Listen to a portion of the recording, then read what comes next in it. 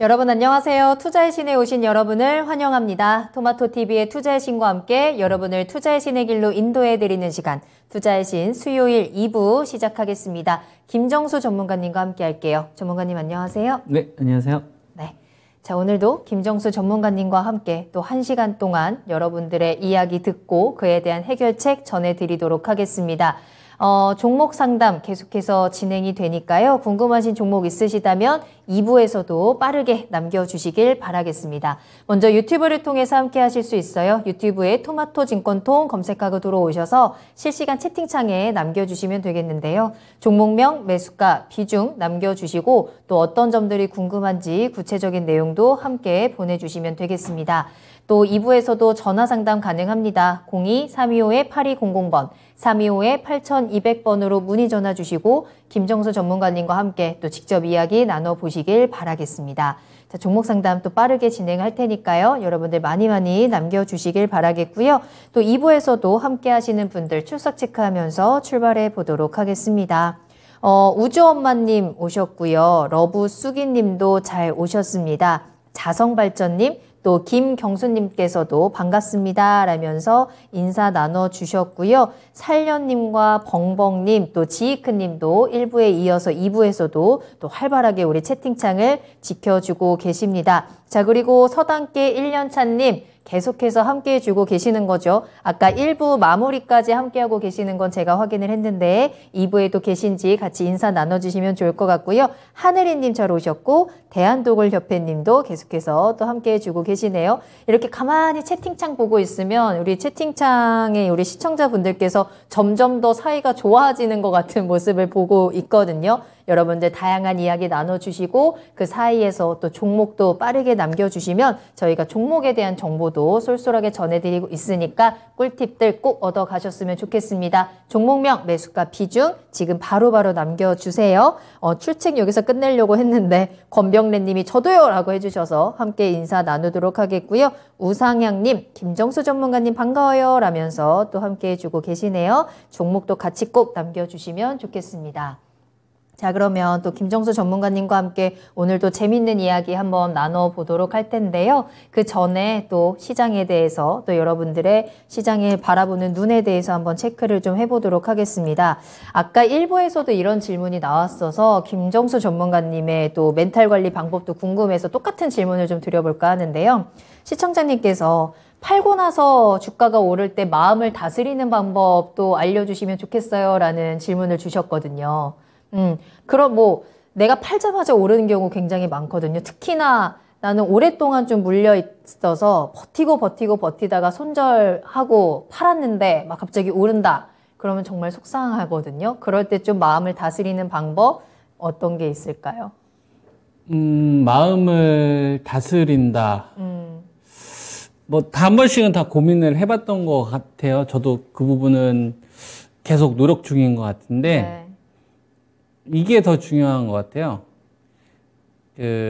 실패가 반복되는 거는 생각의 프로세스가 네. 잘못됐다는 얘기거든요. 그러니까 우리가 운이 없었다라는 이야기를 많이 하잖아요. 네. 그래서 이거를 고민을 많이 해봤어요. 과연 이게 운이 없는 걸까? 그러니까 노력을 했는데 잘 안 됐을 때 있잖아요. 그랬을 때 우리가 보통 운이 없다. 맞아요.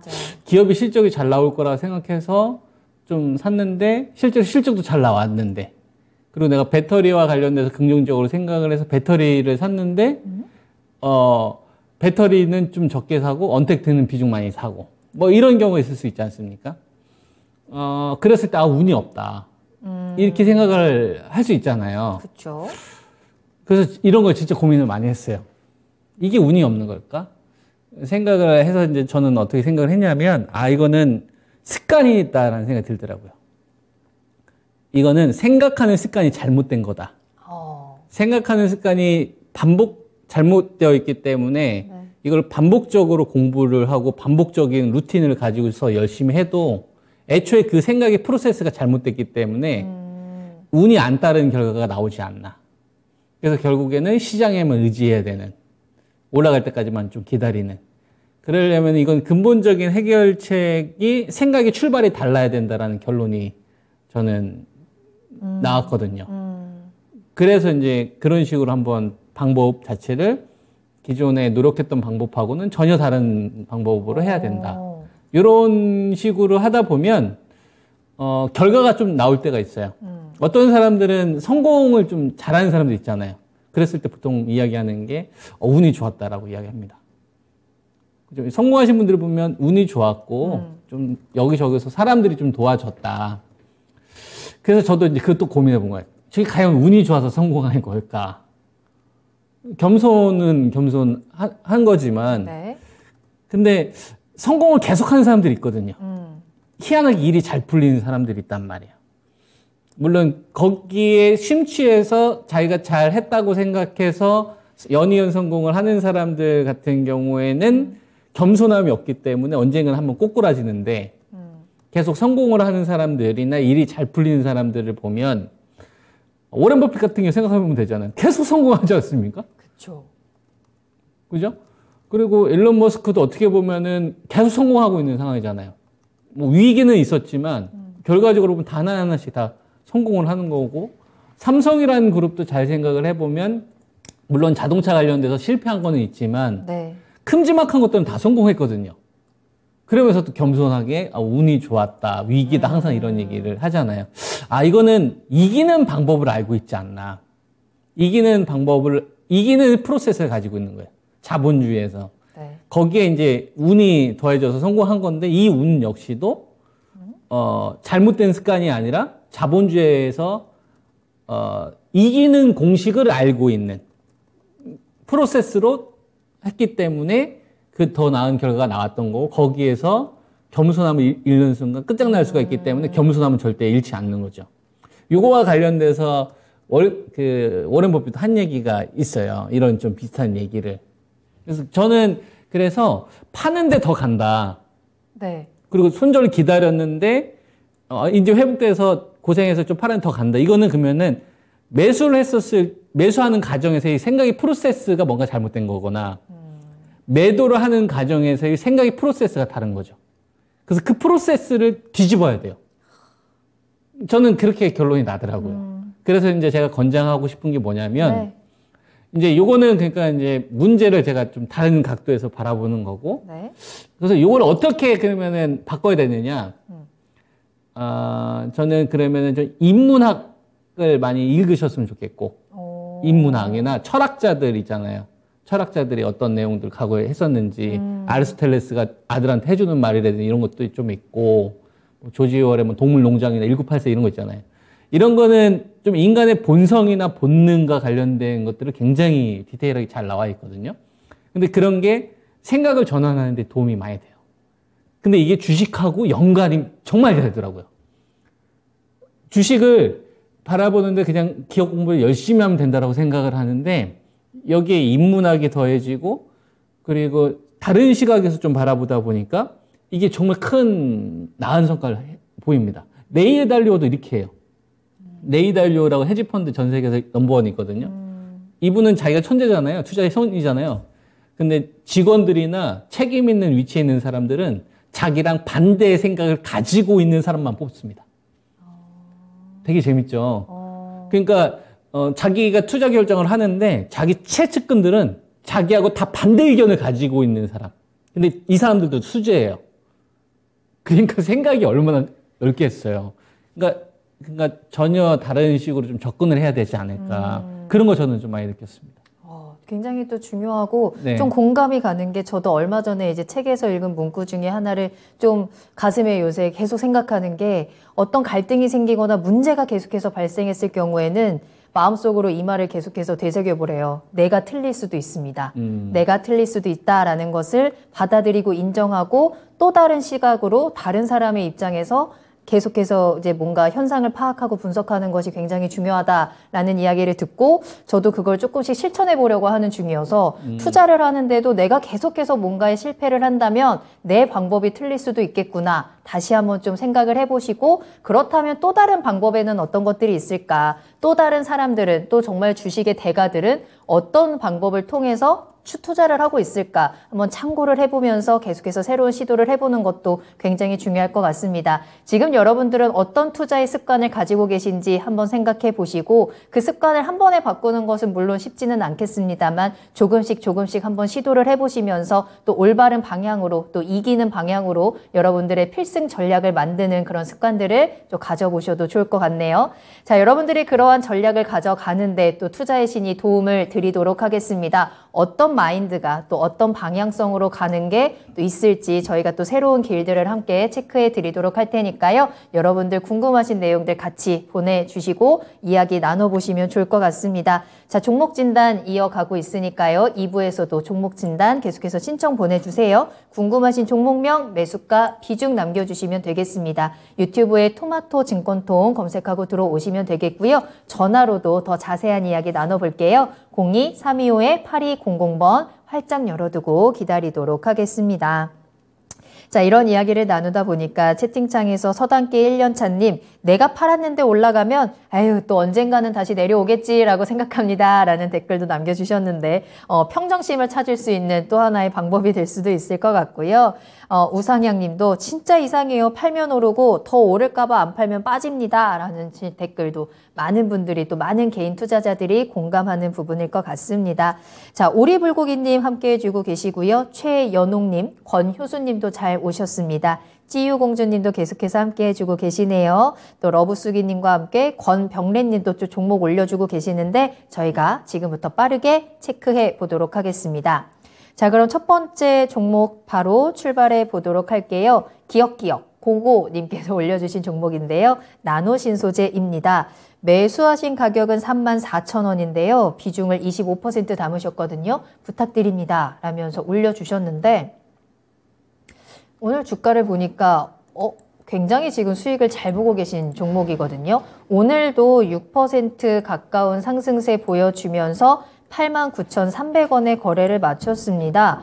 계속해서 이 종목은 우상향의 흐름을 놓치지 않고 있는 종목이다라고 볼 수 있을 것 같고요. 시청자님 매수 가격도 굉장히 좋아요. 34,000원이기 때문에 지금 100% 이상 거의 3배 가까운 수익률 보고 계신 상황인데 어떡할까요? 지금은 네. 뭐 나노 신소재는 배터리 내에서도 거의 주도주 탑급이라고 봐야 되겠죠. 지금 배터리에서 가장 1, 2, 3를 뽑자면 네. 1위가 이제 LG 에너지 솔루션, 포스코 케미칼, 나노 신소재 정도가 떠올라요. 지금 현재 배터리 맞아요. 관련된 주식들은 되게 네. 많이 있지만 그 중에서 가장 좀 선두권에 있는 대부분 테슬라랑 관련된 매출 비중이 좀 높거나 아니면은 이제 양극재나 이제 음극재 쪽 관련된 사업을 동시에 하거나 거기에 좀 핵심적인 소재 사업을 하는 이런 업체들이 다른 배터리 업체들에 비해서도 조금 더 선두권에 있지 않나 이렇게 좀 말씀을 좀 드릴 수 있을 것 같고요. 나노 신소재는 거기에 해당이 되는데 이 부분이 좀 있을 것 같습니다. 이게 전망과 관련된 부분에 대해서는 단점을 찾을 수는 없고요. 네. 지금 시장 상황 대비 훨씬 더 아웃퍼폼한 상태이기 때문에 이 상승 기조가 얼마만큼 계속 이어질 것이냐. 요거는 좀 위쪽으로 가격을 잡기보다는 추세가 계속 이어지고 있느냐를 놓고서 대응 전략을 가져가는 게 중요할 것 같습니다. 힘이 좀 빠지고 있느냐, 네. 힘을 좀 잃고 있느냐. 요거는 다르게 얘기하면은 돈을 빼고 있는 사람들이 지금 늘어나고 있느냐, 아니면 그냥 계속 냅두고 유지하고 있느냐. 돈을 뺀다는 얘기는 추세가 무너진다는 얘기가 되겠죠. 네. 돈을 빼는 이유는 다른 쪽이 더 투자 메리트가 있었을 때는 돈을 빼겠죠. 얘가 잘 한다 하더라도. 그래서 그 기준으로 제가 제시해 드릴 수 있는 게 요번에 이제 8만 원을 밟고 올라섰기 때문에 이게 첫 번째 조정이면 상관없는데요. 두 번째 조정입니다. 이게 6월 달에서 7월 달에 한번 조정이 있었고 요번에 두 번째 조정이 있었기 때문에 요번에 한번 이 장대 연봉이 발생했던 자리가 중요할 것 같아요. 여기 한 94,600원, 한 95,000원 정도 보면 되겠죠. 그래서 이렇게 좀 제가 제시를 해드리도록 하겠습니다. 95,000원이라는 자리를 빨리 넘어가야 된다. 빨리 넘어가지 않게 되면 두 번의 충격이 이제 나노 신소재에서는 일단 발생이 됐기 때문에 일단은 탄력이 좀 줄어들 수 있다는 생각을 해야 될 것 같고요. 추세가 좀 무너질 수도 있다라는 경계를 해야 될 것 같아요. 그러니까 95,000원을 빨리 제압하지 못하면 그 자리를 이야기해 줄 것 같고, 그러게 이제 그것이 이제 확정되는 자리로는 요번에 8만 원이 무너지게 되면, 요랬을 경우에는 좀 이제 그동안 오랜 기간 동안 이어졌던 이 상승 추세가 이제 꺾이고, 이제 고점에서 좀 갖춰주는 박스권의 긴 등락을 주는 이런 흐름이 좀 나올 수도 있겠구나. 이렇게 좀 대비를 하셔야 될 것 같고요. 그래서, 익절 기준으로 제가 제시해 드릴 수 있는 게 8만 원입니다. 8만 원이 무너졌을 때는 일부는 좀 이익션을 했다가 다시 이제 밑에서 좀 잡는 식으로 좀 대응을 하시는 게 유리하지 않겠느냐. 이런 말씀을 좀 드리겠고, 8만 원이 방어가 됐을 때는 9만 5천 원 빨리 넘어가야 된다. 이걸 못 넘어갔을 경우에는 이전처럼 좀 시장 대비 월등한 강세 흐름이 당분간 좀 정체될 수 있으니까 이 정도만 좀 체크하시면서 가져가시는 게 좋을 것 같습니다. 네. 요 상승 추세의 힘을 좀 파악할 수 있는 기준선 2가지 알려드렸습니다. 먼저 95,000원을 또 빠르게 뚫고 올라가서 안착을 하는지, 그리고 8만 원이 무너진다면 요 상승 추세가 조금은 무너질 수 있다라는 신호로 파악을 하시고 대응을 해보시면 좋을 것 같아요. 지금 충분히 수익 보고 계신 구간이기 때문에 요 수익을 조금 더 안전하게 지킬 수 있는 요 기준선 꼭 확인해 보시길 바라겠습니다. 자, 계속해서 상담 이어가도록 하겠습니다.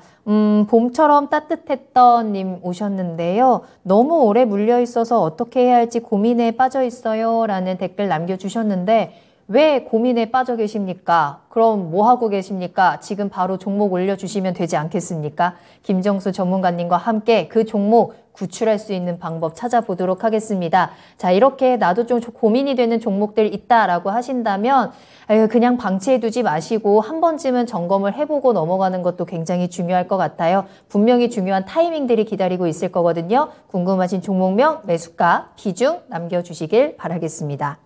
자, 다음 상담 만나보도록 하겠습니다. 이번에는 오리불고기님께서 남겨주신 종목이고요. 롯데지주입니다. 34,200원 매수가, 비중은 10% 담으셨는데요. 오늘 너무 빠졌어요. 상담 부탁드려요. 라면서 보내주신 종목입니다. 수익 잘 보고 계셨는데 오늘 좀 많이 빠졌네요. 8%로 갑자기 뚝 떨어지면서 35,300원에 거래를 마쳤습니다. 시청자님께서 정말 아슬아슬하게 지금 수익을 지켜내고 있는 상황이거든요. 근데 여기서 이제 더 빠지면 좀 불안해지는 구간이니까 오늘 왜 이렇게 빠졌는지, 또 앞으로 대응 전략은 어떻게 짜면 좋을지 김정수 전문가님의 의견 어떠신가요?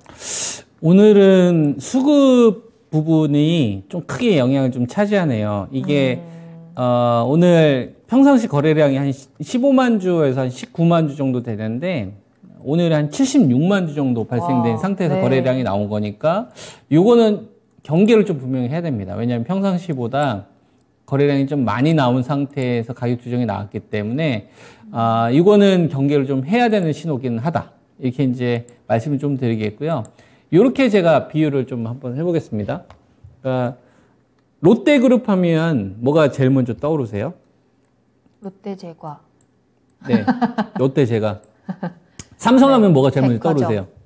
삼성은 핸드폰, 삼성전자. 삼성, 그쵸, 반도체. 그것도 있는데 뭐 여러 가지가 있지만 보통 일반적으로는 반도체를 제일 먼저 생각하죠. 네. SK그룹 하면 SK 하이닉스요. 반도체. 현대차그룹은 현대차, 자동차. 자동차가 딱 떠오르요. 포스코그룹 하면 포스코 철강. 그리고 포스코 케미칼, 화학. 최근에는 이 배터리 쪽으로 많이 생각하죠. 네. 롯데 하면은 그냥 대기업 떠오르잖아요. 맞아요. 롯데백화점. 그죠? 롯데제과 뭐 이 정도. 요게 지금 그 롯데 사업이 오너의 가장 큰 고민인 겁니다. 아하. 그러니까 롯데가 대기업이긴 대기업인데 유통 쪽으로 볼 수 그지? 있어요. 아니 유통은 꽉 잡았으니까. 근데 지금이 1990년도나 2000년도가 아니잖아요. 그렇긴 하죠. 그죠? 그렇죠. 그러니까 유통이. 대기업이 지금이야 대기업이지만 이 브랜드 파워 자체가 이전만 못하다 보니까 신규 회장이 많이 고민이 있는 거죠. 바뀌고 싶은 거예요. 체질 개선을 좀 하고 싶은 거죠. 그래서 롯데그룹에서 가장 이제 화력을 집중하고 있는 기업이 있을 거 아닙니까? 삼성그룹은 당연히 삼성전자일 거고, 그 다음에 삼성바이오로직스가 그 다음 정도 되겠죠. 네. 반도체하고 바이오, 그 다음에 삼성 SDI 정도 배터리 쪽, 삼성 전기 관련된 IT 부품업체 정도 있을 거고, SK그룹은 과거에는 SK텔레콤, SK 뭐 정유하고 통신이 주력이었지만 이제는 완전히 반도체로 바뀌었고, 그 다음에 SK 바이오사이언스나 SK 바이오팜이라든지 바이오 쪽, 그렇죠. 그 다음에 SK 온 배터리 네. 쪽, 그 다음에 뭐 여전히 SK 이노베이션 같은 정유 이 정도가 딱 있고, 그 다음에 현대차도 보면은 자동차긴 자동차인데 전기차가 바로 떠오르진 않아요. 그렇죠. 내연기관이 있고, 그리고 전기차로 가기 위해서 올인하고 있는 게 보이죠. 테슬라처럼 바로 이렇게 전기차가 떠오르진 않잖아요. 그러니까 변화를 되게 올인하고 있구나. 그리고 포스코 그룹도 잘 보면은 포스코 철강이라는 이미지를 바꾸기 위해서 홀딩스로 바꾼 거거든요. 옛날엔 포스코였잖아요. 네, 네. 그죠? 그러니까 우리를 철강으로만 봐주지 말아줘. 우리 배터리로도 숟가락 얹을 거야. 그래서 포스코 홀딩스를 그래서 지주회사 이름을 바꾼 거예요. 그래서 온 화력을 포스코 케미칼 다 밀어주는 거예요. 그룹에서 밀어주는 게 있고, 하나그룹 하면 뭐가 떠오르세요? 하나그룹. 하나솔루션. 하나솔루션. 태양광. 방산. 옛날에 삼성테크인 가져오면서, 네네. 삼성석유화 가져오면서, 하나그룹 같은 경우에는 옛날에 그 대한생명이나 생보사 쪽이나 방산 쪽 이쪽이었는데 지금 완전 방산이나 태양광으로 올인해버린 이런 거잖아요. 근데 롯데그룹은 이제 그러네요. 이렇게 점점점점이었다 이거죠. 그러네요. 유통 이외에는 할 게 없어요. 그죠? 근데 롯데그룹에서 뭔가 앞서가려면 선두로 치고 가야 되는 기업이 있어야 될 거 아니에요. 롯데그룹에서. 그렇다고 뭐 롯데제과나 롯데쇼핑이나 이런 걸로는 한계가 있고. 그래서 뭘로 풀려고 하냐면 롯데케미칼로 풀려고 해요. 아, 케미칼. 그래서 롯데그룹을 하고 싶다면 네. 롯데케미칼을 해야 된다. 저는 이게 이제 먼저 관점인 거고, 롯데지주는 이런 점이 있습니다. 좀 안정적인 건 있죠. 롯데그룹이 가지고 있는 그래도 현금 흐름 같은 경우는 좀 튼튼하니까 이런 좀 장점은 있지만 네. 우리가 좀 투자의 관점으로 바라본다면 롯데지주는 상대적인 투자 매력은 좀 떨어진다라고 보는 겁니다. 롯데그룹을 할 거라면 차라리 롯데케미칼에 해라. 왜냐면 롯데그룹의 화력이 거기에 다 집중되고 있으니까. 그래서 일진 머티리얼즈도 최근에 좀 인수했잖아요. 그래서 좋은 거는 롯데케미칼한테 이제 다 붙일 겁니다. 그래서 롯데지주는 롯데케미칼뿐만 아니라 롯데가 가지고 있는 정체되어 있는 산업들까지 다 가지고 있는 지주사 성격으로만 베팅을 하는 거니까 그렇죠. 그것보다는 그냥 화력이 집중되어 있는 롯데케미칼을 좀 싸게 사서 장투하시는 게 저는 훨씬 더 나은 성과가 날 거다. 이렇게 의견을 좀 드리겠고, 네. 그런 관점에서 이제 롯데지주를 보면 반드시 종목 교체 의견을 좀 드리는데, 예, 이게 좀 오늘이 수요일이잖아요. 다음 주 한 월요일이나 화요일이 중요할 것 같아요. 왜 그러냐면 이것도 약간 사람의 심리랑 관련된 건데, 내가 그 물에 빠졌어요. 그러면 빨리 구출해야 되겠죠. 그렇죠. 그래야 죽지 않을 맞아요. 테니까. 네. 대신 깜짝 놀라기는 하지만 생명에는 지장이 어렵습니다. 제 생명엔 지장이 없습니다. 없어요. 네. 그죠? 그리고 우리가 뭐 번지 점프 같은 경우는 하더라도 이 번지 점프를 한 20시간, 20시간씩 만약 한다고 생각해 보세요. 말도 안 되겠지만. 네. 그럼 이건 그냥 완전히 되는 거잖아요. 짧고 굵게 하기 때문에 거기서 오는 약간 카타르시스가 있는 거거든. 놀이기구도 그런 거 아닙니까? 맞아요. 그러니까 큰 사건이 한번 딱 발생이 되면, 충격이 발생이 되면 빨리 해결돼야 된다는 얘기입니다. 근데 그 시간이 미뤄지면 어떻게 되는 거예요? 사라지는 거예요. 그 받쳐줬던 힘들이. 심리랑 좀 관련이 되어 있죠. 무슨 말인지 이해돼. 여러분들이 돈을 친구한테 돈을 빌려줬는데 그 친구가 3일 이내에 갚았어요. 예를 들어서. 그러면 야, 빨리 좀 갚지. 갚으려고 했는데 좀 어려워. 3일만 좀 여유 좀. 알았어. 근데 이 친구가 한 일주일 됐는데도 연락 안 되고 한 달 됐는데도 불구하고 연락이 안 돼요. 시간이 길어져요. 어떻게 돼요? 이제 손절이죠. 손절이거나 의심하게 되죠. 그렇죠. 신뢰도가 완전 신뢰도가 떨어지죠. 네. 그때부터는 그 친구가 얼굴이 잘생기거나 뭐 키가 크거나 이런 거 안 보이고 그 사람의 어떤 신뢰를 보지 않습니까? 그러니까 그런 관점으로 롯데지주를 바라보는 거죠. 아까 기업과 관련된 내용은 제가 설명을 좀 드렸지만, 네. 그래서 오늘 평상시하고 다른 수준의 장대 음봉이 나왔어요. 그죠? 그러면 이게 한 오늘 8%대 급락이 나왔는데 거래량까지 좀 실면서 나왔는데 요게 한 3일 이내에 빨리 회복이 된다면 요거는 좀 그냥 일회성으로 전 넘어간다고 보는데 요 이벤트로 네? 한 수요일이니까 목요일, 금요일, 한 월요일 정도, 한 3, 4일 정도로 빨리 회복한다. 38,500원을. 그러면 이건 잠깐 이벤트 넘어가는데 그 시간이 길어졌을 경우에는 아까 이제 제가 좀 비유해드렸던 것처럼 악재로 더 그죠. 의심하는 같네요. 물량들이 네. 있기 때문에 좀 손해볼 수 있을 확률이 높다 이거죠.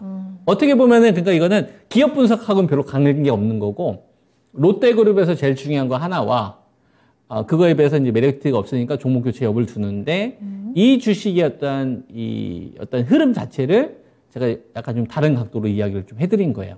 그래서 제 의견은 한 38,550원 정도 되니까 38,600원 정도 잡고 38,600원을 적어도 한 다음 주 월요일 정도나 화요일 정도까지 회복을 못 해주면 교체 쪽으로 가자. 그리고 만약에 회복이 좀 된다면 반등은 좀 이어질 수는 있으나 롯데그룹에서 좀 주력은 롯데케미칼 쪽이니까 한번 올라간다 하더라도 종목 교체 쪽으로 가시는 게 저는 낫지 않을까라는 의견 드리겠습니다. 네. 오늘 이 급락을 얼마나 빠르게 회복하느냐 그 속도가 중요하다라고 체크를 해드렸고 다음 주 초까지 이 부분이 좀 회복이 되는지 한번 확인이 필요할 것 같습니다. 종목 교체 의견도 함께 드렸거든요. 롯데 지주와 함께 롯데 케미칼에 대한 관심도 가져보셔도 좋을 것 같네요. 참고해 보시길 바라겠습니다. 자, 다음 상담 바로 만나볼게요. 전화로 이야기 나눠보도록 하겠습니다. 시청자님 안녕하세요. 예, 안녕하세요. 네, 반갑습니다. 자, 네, 어떤 종목 반갑습니다. 궁금하신가요? 네. 네, 셀트리온 제약이고요. 네, 매수가랑 기준. 84,500원에 20%입니다. 알겠습니다. 셀트리온 제약 살펴보겠습니다. 오늘은 63,700원에 거래를 마쳤는데요. 매수는 언제쯤 하셨을까요? 오래되셨나요? 아니, 한 최근에? 3달 정도 됐는데, 네. 9만 원대까지 한 번 왔었는데, 그렇죠. 막 TV에서 목표가를 막 15만 원 하고 그러길래 좀 더 있어봐야지 하다 이렇게 됐어요. 알겠습니다. 그 이후에 또 계속해서 좀 하락하다 보니까 불안하실 수 있을 것 같은데 한번 셀트리온 제약에 대한 김정수 전문가님의 전망 어떤지 확인해 볼게요. 이야기 직접 네. 나눠보세요. 네네. 네. 네, 안녕하세요. 예, 안녕하세요. 네, 셀트리온이라는 그룹을 보면 셀트리온이 있고 셀트리온 이제 헬스케어가 있고 그다음에 네네. 셀트리온 제약이 있습니다. 네. 그 기업들의 차이점 혹시 아세요? 셀트리온 제약은 국내 쪽을 좀 담당하고, 네. 그다음에 그 셀트리온 헬스케어는 이렇게 그 플랫폼 역할을 하는 그런 회사고 뭐 대충 그렇게 알고 제가 주식한 지가 이제 3달 조금 더 됐어요. 네. 그래서 시작하자마자 그냥 경제 뉴스 보다가 샀거든요. 아무것도 모를 때. 네.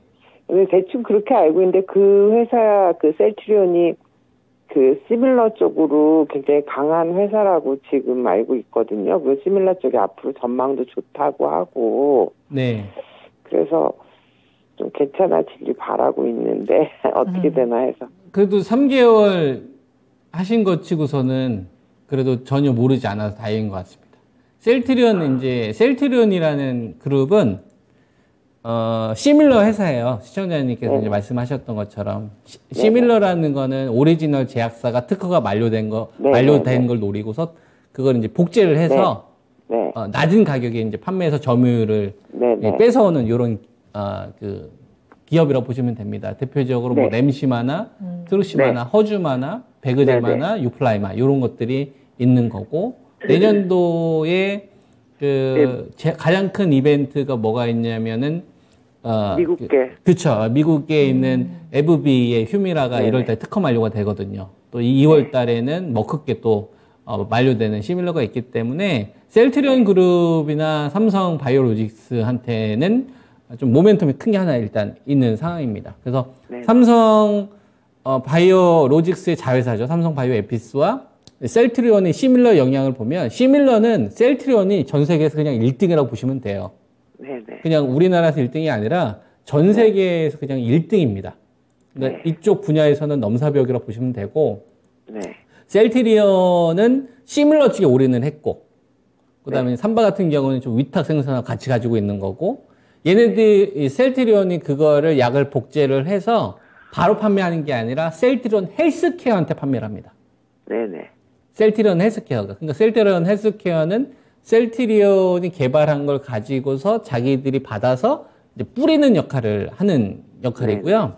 그리고 이 바이오 제약에서 이 제네릭이 이 시밀러만 있는 게 아니라 케미칼도 있지 않습니까? 우리가 뭐 아스피린이라든지 펜자리라든지 이런 것도 있잖아요. 합성의약품. 그런 것들도 있잖아요. 그래서 그런 것들은 셀트리온 제약한테 주로 맡깁니다. 그리고 이제 국내 쪽 관련된 거는 셀트리온 제약한테 이제 맡기는 거죠. 이런 좀 비즈니스를 가지고 있기 때문에 주가 흐름이 거의 연동돼요. 거의 연동되는데 약간의 좀 차이점이 뭐가 있냐면 셀트리온 제약은 아무래도 셀트리온 그룹에서 탄력적인 게 좀 큽니다. 움직일 때는 그냥 확 올라가는데 빠질 때는 그냥 확 빠지는 거죠. 이런 성향이 좀 있어요. 조금 더 가볍다 보니까. 셀트리온이 그리고 이제 그 좀 중간 제일 무겁고요. 그리고 셀트리온은 헬스케어. 그래서 움직이면 거의 연동되긴 하는데 셀트리온 제약은 약간 좀 다이나믹하게 움직이는 경향이 조금 더 크다. 그래서 빠질 때는 상대적으로 좀 더 많이 빠지는 편이고 올라갈 때는 좀 더 화끈하게 올라가는 뭐 이런 성향을 좀 가지고 있다라 보시면 되고요. 비중이 20%를 들어가셨기 때문에 저는 저 비중으로만 대응을 하셔야 된다고 생각을 합니다.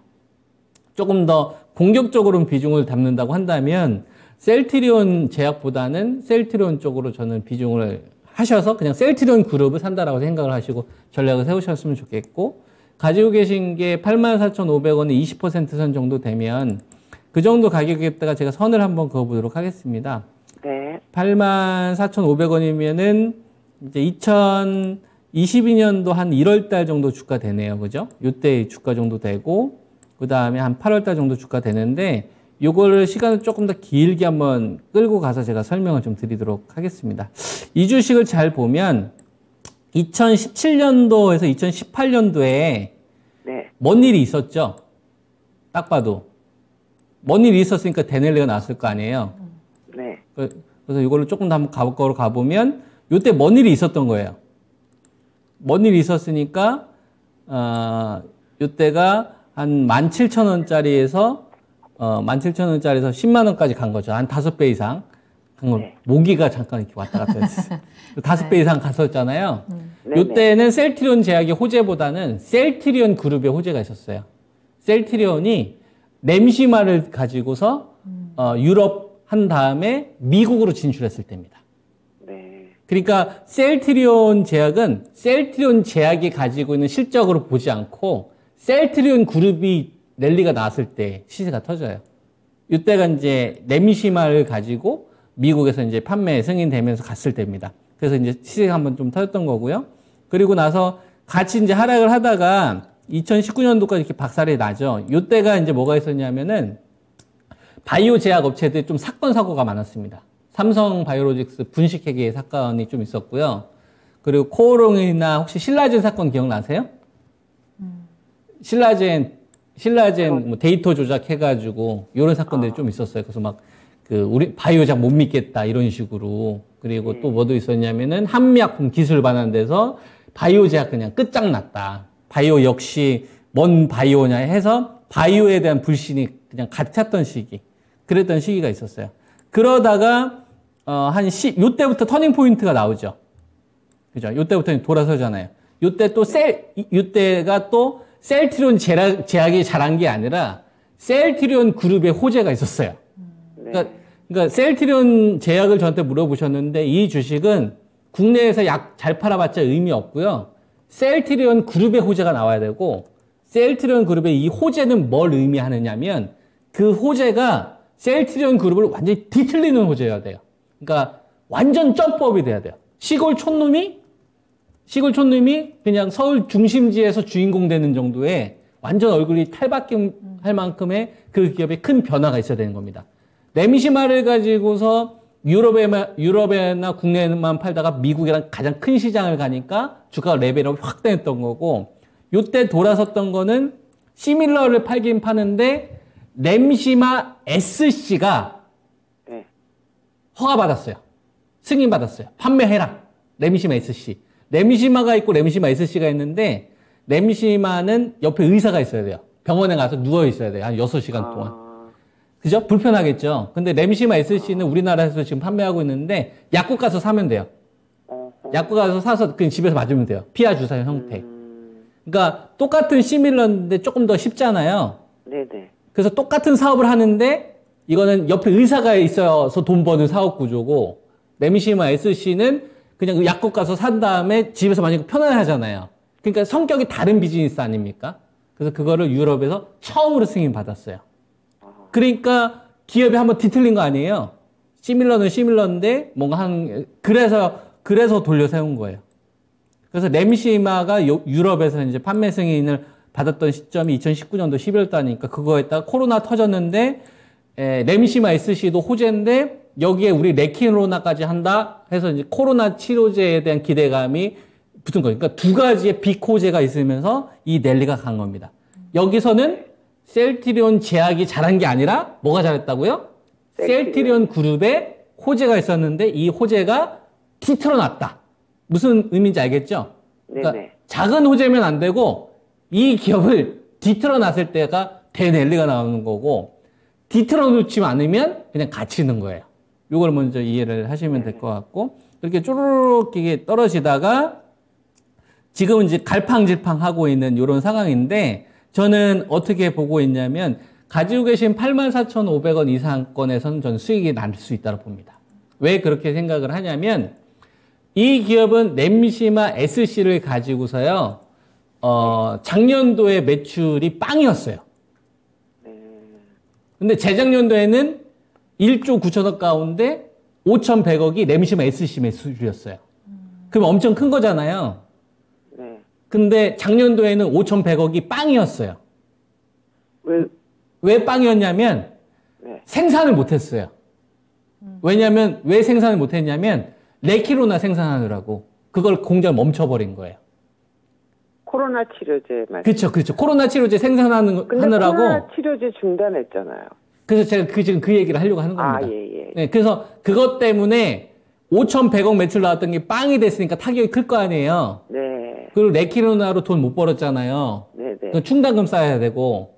네. 그러니까 이제 2번 맞은 거예요. 아픈 애들. 일로 한 번 더 맞고, 한 번 더 맞고. 너 매출 빵이라면 한 대 더 맞고. 너 그러면 레키로나 돈 못 벌었어? 못 벌었는데 한 대 더 맞는 거예요. 2번 맞으니까 아프잖아요. 네. 그래서 셀트리온 그룹에서 만세를 불렀어요. 네. 어떤 만세? 레키로나 중단하겠습니다. 그래서 만세 부른 거예요. 그러면 충당금을 이제 반영을 하고, 그 다음에 이제 남아있는 게 뭐예요? 제일 중요한 게. 램시마 SC를 다시 생산해야 될 거 아니에요? 네네네. 그래서 이거 생산이 이제 다시 들어가는 겁니다. 네. 그래서 요 실적이 올해 4분기나 이제 내년 1분기부터 반영을 하는 거고요. 그러면 5,100억 매출 나왔었던 게 빵이었는데 다시 이제 4분기나 1월달 되게 되면 가져가는 게 유리할까요? 파는 게 유리할까요? 시청자님. 가져가야죠. 가져가는 게 유리하죠. 왜? 네. 다시 가동되고 있으니까. 그리고 미국 거 나오는 거는 확정인가요? 그거는 신청해놓고 대기하고 있는 상태인데, 네네. 보통 유럽에서 됐으면 미국에서 되는 경우가 많습니다. 그래서 이건 제가 확정까지라고 얘기하지는 못하겠고, 유리한 방향으로 가고 있다는 것 정도 하나 이야기하고요. 네. 그 다음에 아까 제가 에브비에 그 얘기 했었잖아요. 그 휴미라. 네네. 이게 유플라이마 같은 경우에는 이미 판매가 되고 있어요. 네네. 미국 빼고. 네. 이게 중요합니다. 판매가 되고 있는데 미국 빼고. 네. 제일 큰 시장이 미국이잖아요. 네네. 휴미라 같은 경우가 28조 시장인데 미국 시장만 23조니까. 네네. 그래서 요거를 내년도 7월 달부터 판매할 수 있어요. 그래서 요거는 이제 에브비하고 특허를 합의했기 때문에. 그러면 가져가는 게 유리할까요? 파는 게 유리할까요? 가져가는 게 유리한 거예요. 무슨 말인지 이해되시죠? 그래서 매수가 이상까지 전 훨씬 더 갈 수 있는데, 그러면 이 종목에 딱 올인하면 되지 않겠습니까? 시청자님? 그죠? 네. 그거는 뭐예요? 네. 그건 뭐냐면 도박하는 거예요. 네. 그래서 제가 말씀드린 건 뭐냐면 회사의 진행 사항을 제가 알려드리고 있는 겁니다. 좋은 방향으로 가고 있는데 필요한 거는 전략에 대한 디테일이 필요한 거예요. 네. 얼마만큼 그 시가 언제 주가가 터닝 포인트 될지는 그 누구도 알 수는 없지만 올바른 방향으로 회사가 가고 있다는 건 아니까 내가 투여할 자금을 예를 들어 30%면 이 30%의 비중을 시장의 하방 압력이 나오는 구간에 어떻게 담아갈 것이냐에 대한 전략이 디테일인 겁니다. 네. 그래서 제가 판단했었을 때 셀트리온 제약이 저는 살아날 거로 보지만 이 종목이 한 종목에 올인했었을 경우에는 손가락 빠는 경우가 있을 거란 말이에요. 그러니까 네네. 그건 좀 불리하다. 네. 흔들거나 뒤흔들었을 때 불리하니까 그러면 양쪽을 같이 가자. 셀트리온하고 셀트리온 제약 같이 가져가고 이거 한 30% 담는다고 생각을 하고 그리고 이제 나머지 종목들 뭐 배터리나 IT 반도체나 그다음에 언택이나 게임 괜찮은 녀석들 두면 되겠죠. 이런 식으로 가시면은 예, 좋은 결과 저는 만들 수 있다고 생각을 해요. 네. 네. 자, 시청자님 자세하게 설명을 좀 도와드렸는데요. 도움이 좀 되셨을까요? 예, 많이 됐습니다. 네. 근데 네. 혹시 네. 어느 정도 기다려야 하는지, 그 기간에 얼마 대한 정도까지 부분, 바라봐야 하는지. 아, 목표가라든지 좀 어느 정도의 그 보유 기간이 좀 더 구체적으로 지금 궁금하신 것 같은데 네. 조금 힌트를 주실 수 있을까요? 그거는 제가 확정을 해주고 싶지만 그거를 확정한다는 것 자체가 말이 안 되는 거예요, 시청자님. 네. 그러니까 제가 다음 달부터 이 주식은 움직일 겁니다. 그렇게 이야기하는 사람들도 있고, 그리고 이 주식은 얼마까지 갈 겁니다라고 이야기하는 사람도 있는데, 그거는 그냥 이렇게 생각하시면 돼요. 그냥 한 귀로 듣고 한 귀로 흐르는 거예요. 왜냐하면 투자는 그렇게 하는 게 아닙니다. 근데 이런 식으로 접근할 수는 있어요. 어떤 식으로 접근할 수 있냐면, 아까 제가, 그, FB의 그 휴미라 특허 만료된 거 이거 판매하는 시기가 언제라고 제가 이야기했는지 혹시 기억하세요? 내년 초, 7월 달. 7월이요. 그죠? 2013년 7월 달. 그러면 그때까지는 모멘텀이 남아있는 거예요? 사라진 거예요? 남아있죠. 남아있는 거죠. 그러면 내년도 7월 달까지는 잘 싸게 사두는 쪽으로에 대한 전략만 세우면 되는 거예요. 네. 만약에 매도를 하려면은 진짜 뭐 나중에 급등이 나와서 좀 비싼 가격에 파는 거는 상관없잖아요. 근데 내년도 7월 달까지는 싸게 잘 사두면 되겠구나. 주가 안 가는 구간에서는. 근데 만약에 그 기간 또 급등을 해버려요. 그럼 모멘텀이 좀 빨리 반영이 되는 거니까 기쁜 마음으로 전화를 해서 이토마토에 어이 정수 투자님 다시 한번 해서 그때 상담하면 되겠죠. 그때는 뭐 지금보다 훨씬 더 박은 소리를 하면 되겠죠. 네. 그런 식으로 접근을 하세요. 괜히 가격을 맞추려고 하지 말고 모멘텀이 사라지는 시점까지는 싸게 잘 사두는 게 유리하고 미리 반영해서 좀 빨리 오면 좀 우리가 이익 실현하면서 그때 상황에 맞춰 대응을 하는 거죠. 그 정도만 하더라도 하루 10시간 공부하는 것보다 훨씬 더 나은 성과가 나올 거예요. 제가 알려드린 이런 식으로만 대응하더라도. 네네. 네. 꼭 수익 내십시오. 네, 감사합니다. 네, 전화 주셔서 감사하고요. 세세하게 또 현명한 전략 잘 참고해 보시면 좋을 것 같아요. 오늘 감사합니다. 네, 감사합니다. 네. 자, 셀트리온 제약 또 오랜만에 꼬리에 꼬리를 무는 김정수의 주식 이야기가 잠깐 진행이 됐습니다. 셀트리온 제약에 대해서 그리고 셀트리온 전체적인 지금 흐름에 대해서 조금 더 자세하게 좀 설명 도와드렸으니까요. 관련해서 또 앞서서 셀트리온에 대해서 궁금해요 하시는 분들도 있으셨던 것 같은데 참고를 하시면서 흐름들 파악해 보시면 좋을 것 같아요. 자, 이렇게 김정수 전문가님과 함께 종목에 대해서 아주 깊고 자세한 상담 진행이 되고 있습니다. 궁금하신 종목 있으시다면 토마토 증권통 유튜브 남겨주시길 바라겠습니다. 다음 상담 만나볼게요. 이번에는 건병래 님께서 올려주신 종목이고요. 대한항공 살펴봅니다. 매수하신 가격은 21,900원입니다. 비중은 20% 담으셨네요. 대한항공 오늘 3% 가까이 올랐습니다. 이번 주 내내 굉장히 흐름 좋은 종목이고요. 오늘 23,200원에 거래를 마쳤는데 시청자님께서도 아마 최근에 매수하신 게 아닐까라는 생각이 들어요. 이 가격대 지금 많이 내려와 있기는 한데요. 어떤 전략을 가져가면 좋을까요? 낙폭 반등이라고 보는 게 맞는 것 같아요. 그러니까 큰 의미를 부여하기보다는 우리가 이제 항공주들 같은 경우를 바라보는 관점을 이렇게 한번 생각을 해보는 거예요. 항공주한테 제일 중요한 투자 포인트가 뭘까? 뭐라고 생각하세요? 지금은 일단 여행이 완전히 풀리는 거? 여행이 완전히 풀리는 거. 그것도 유가? 유가도 있을 거고. 네. 실적? 실적. 막 다 나와. 아니, 말씀하시는 것도 다 네. 맞는 얘기예요. 가장 중요한 투자 포인트요? 네. 글쎄요. 뭘까요? 대한항공이 네. 코로나 때를 우리가 생각을 해보면, 직접 주가를 제가 보면서 설명을 좀 드리겠습니다. 네네네. 자, 우리가 코로나가 2020년도 3월달 그때 있었잖아요. 그렇죠. 그럼 이제 요 당시에 8,300원까지 가다가 이 주식은 코로나 이전 발생 때를 훌쩍 넘어가고도 남았어요. 보시면 아시겠지만. 네. 근데 같이 중국 소비주로 포함되었던 파라다이스 같은 주식들 잘 보시면 2020년도의 주가를 못 넘어갑니다. 이때를 못 넘어가잖아요. 아까 대한항공은 넘어가는데. 그죠?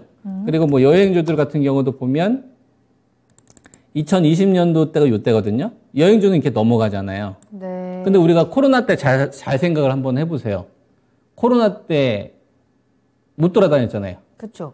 근데 희한하지 않습니까? 가장 큰 피해를 받을 것 같은 항공주하고 여행주는 오히려 신고가를 돌파를 하고 파라다이스나 그 다음에 GK 같은 이런 기업들은 오히려 못 넘어갑니다. 2020년도 이때를 못 넘어가잖아요.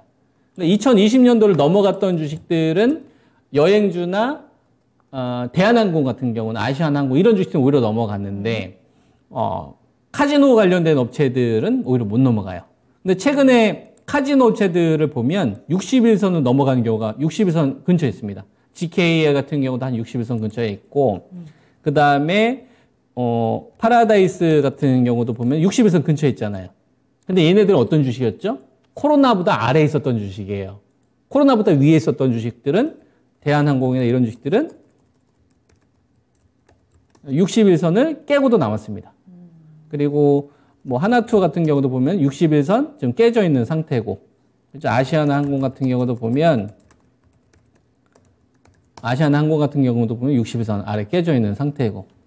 그러면 이거를 대한항공이라는 기업 하나로 봐야 될까요? 아니면 중국 소비주를 구성하고 있는 화장품도 있을 거고, 여행주들도 있을 거고, 항공주들도 있을 거고, 카지노도 있을 거고, 이런 걸 종합적으로 보고 판단을 해야 될까요? 종합적으로 봐야 그렇죠. 돼요. 분위기를. 네. 그렇죠. 그러니까 이걸 우리가 바라봐야 되는 겁니다. 왜 2020년도에 가장 크게 피해를 받았고 우리가 그렇게 상식적으로 생각할 수 실제로 못 돌아다녔잖아요. 코로나 검사하느라고. 그렇죠. 근데 걔네들 오히려 신고가 돌파해버리고요. 그리고 하나투어는 오히려 얘네들도 신고가 돌파해버리고, 그리고 지금 같은 구간에 오히려 카지노나 이런 애들이 피해 더 클 것 같은데 오히려 걔네들도 견주하고 이런 애들은 더 떨어지죠. 왜 그럴까? 코로나 때 가장 쪽박 찰 거라고 생각했던 업체가 대표적으로 뭐가 있냐면 자동차가 있습니다. 그래서 자동차들 다 생산량 다 줄였어요. 그래서 나중에는 차량용 반도체 공급 부족 사태가 발생이 됐었잖아요. 그렇죠. 왜냐하면은 이제 셧다운 되면서 자동차 관련된 업체들 다 안 팔릴 거다. 그래서 다 정지시키고. 근데 자동차가 초대박이 납니다. 사람들이 여행을 안 가니까 이 돈을 집 인테리어를 꾸미고 자동차를 오히려 소비하는 데 쓴다고. 네. 그러니까 우리 상식과 다르게 움직이죠. 그런 변수가 나온단 말이에요. 그러다 보니까 그 당시에 항공주들이 어떤 식으로 돈을 벌었냐면 안 돌아다녀. 근데 다 뜯어내. 의자를 다 뜯어내고 거기다가 화물 다 실어.